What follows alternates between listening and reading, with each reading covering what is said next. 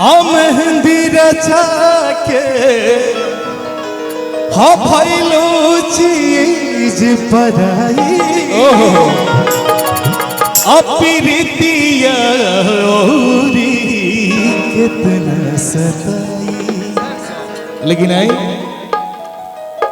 आकी सब जन गईल त चुपचाप रह गलती कुंवर के बहरी न कह करल हाला जानी मुहला आई जत के टंगा जाई खूटी हो।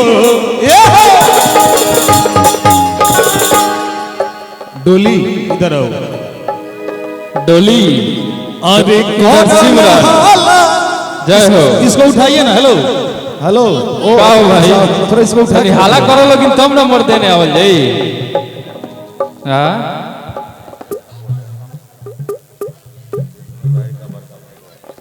बिल्कुल अनुपमा यादव जी को बुला दिया जाए, छोड़ देते हैं सबका।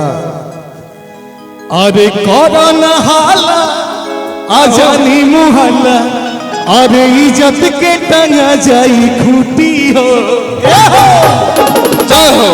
ए राजा घर जब फूटी हो भगवान मजा लूटी हो।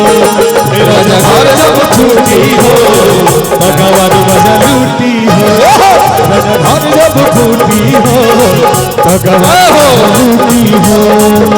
सब जन गइल तो चुपचाप रह गलती कुइल तो चुपचाप रह गलती कुआर के बहरी न कह बहरी निकल अब बहरी न रह करन हाला जानी मुहल्ला इज्जत के टंगा जाई खूटी हो खूटी हो खूटी हो।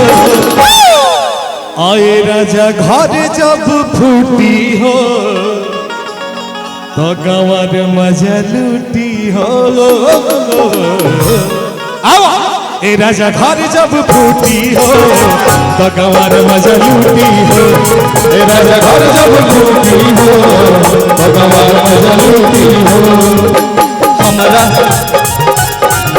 जलाइए गइला जाए पिया जवानी हमर भुलाइए गइला एगो नचनिया के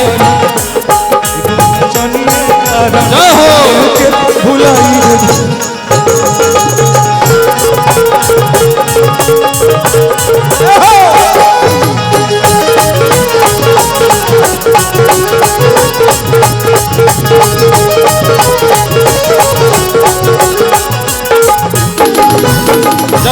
भले करिया डाटा चाहे हमके मारा काटा राजा जी को रवा में साटा हो कि धके जिया पौलटा हो। ए हो चाहे हमके मारा डाटा भले करिया डाटा चाहे गरिया राजा भले हमके मारा डाटा चाहे गरिया डाटा भले हमके डांटा मारा चाहे गरिया राजा। अरे आओ न सटा आपस में निपट रहन हमसे रूठी हो। ए राजा घर जब फूटी हो भगवान मजा लूटी हो। राजा घर जब फूटी हो भगवान मजा लूटी हो। राजा घर जब फूटी हो भगवान मजा लूटी हो। राजा घर जब फूटी हो भगवान मजा लूटी